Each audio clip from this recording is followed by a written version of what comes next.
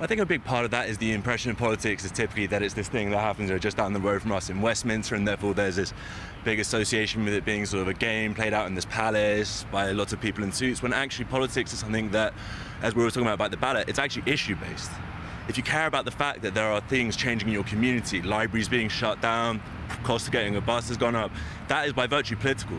And therefore, when you sort of begin to care about those issues, you're engaged. And I think a lot of it has to be, politics needs to be presented in those ways as an issue-based thing. So do you think it's a disconnect between people caring about those issues but then not quite, understanding how important it is to cast that vote, and maybe they think the vote doesn't matter? Absolutely. And we've really been working very hard, particularly with the campaign we're running right now, the Turn Up campaign, with a big range of partners to try and push very hard on this, saying, doesn't matter what you think, doesn't matter what you believe, if you really don't care, spoil your ballot, put an X through it, the entire thing, and just put it in there, but it counts. You need to stand up and be counted in order to sort of people to begin to see that, yes, that 18 to 24-year-old demographic that so many complain about and say aren't really interested in politics, don't care, they really do. A lot of organisations like yours, really pushing the message home, and some sort of saying, we'll give you free trips to Thorpe Park, we'll give you free ice cream. But, other people might say, well, why shouldn't, young people be politically engaged? It is their future.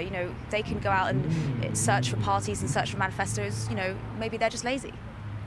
So that is completely untrue. But what is true is politics isn't occurring in sort of day-to-day places where young people are typically gathering. So a lot of the work we try and do is say, right, how can we bring politics or bring issues to a place where people gather? So, for example, we work with Starbucks. We have a partnership where we do these events called decafs, democracy cafes. And the idea behind that is, of course, far more people are familiar with going to a Starbucks and getting a coffee than they are with going to Westminster on a little school trip, right? So the idea is that they go there, they get a coffee, they get a chance to discuss the issues. And we found frequently that really does begin people's journey and engagement and caring about the issues. And what about the impact celebrities? And we've had a number of celebrities, high-profile people, sort of tweeting out the message, having chats with some of the leaders. Do you think that makes as much of an impact as they hope it does? Absolutely. We're at Twitter HQ today. We've got a huge range of idols and influencers coming down.